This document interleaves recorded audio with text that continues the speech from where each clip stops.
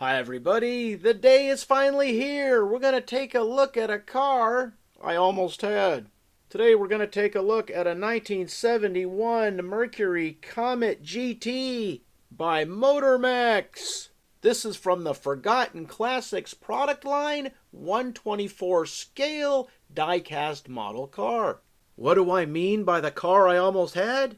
I've had a bunch of Mavericks over the years. During these years, the Mercury Comet and the Ford Maverick were almost identical.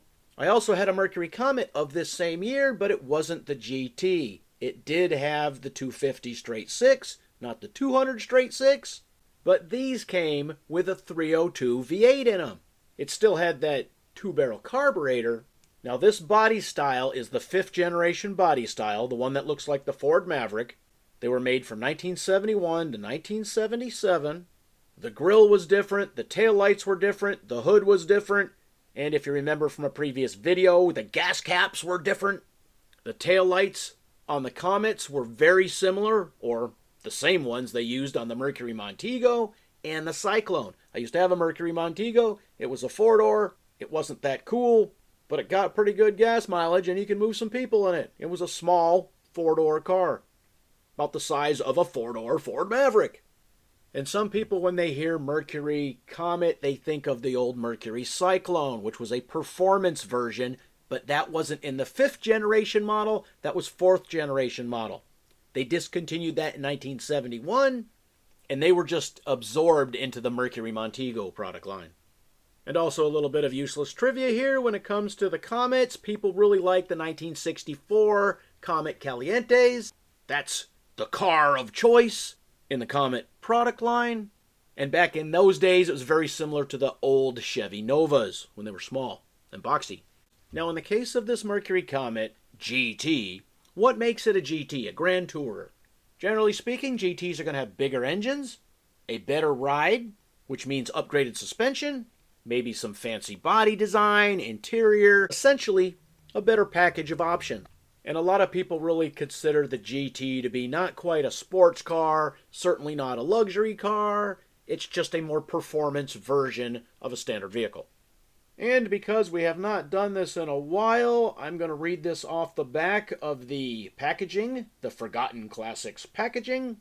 1973 oil crisis embargo caused gasoline prices to soar and prompted Americans to support smaller cars, resulting in a combined sales of over 5.6 million units of the 3 more popular ones, which they have listed here as the AMC Gremlin, the Chevy Vega, and the Ford Pinto. Yeah, I'm really not sure the AMC Gremlin was one of the more popular ones.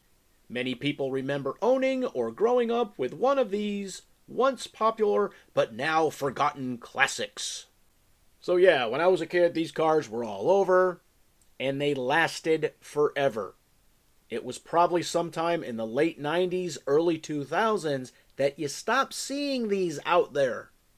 I mean, you still see them once in a while, but not like you used to.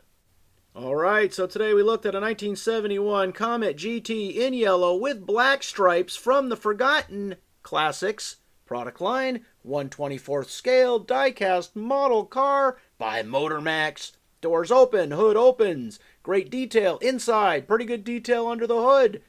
The rims or hubcaps on these wheels look pretty good, but sadly, the trunk does not open. And compared to the Mercury Comet I had in the past, this gas cap is lacking. But the hood scoop looks really cool. Alright, what do you think? Cool color or not? I know if you see it on the street, you're going to say, oh, look, it's a Ford Maverick. No, it's not a Maverick. It's a Mercury Comet.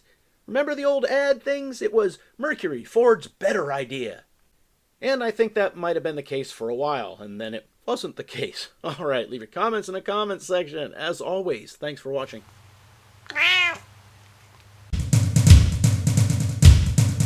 Beanmeister 22, the most dangerous man on YouTube.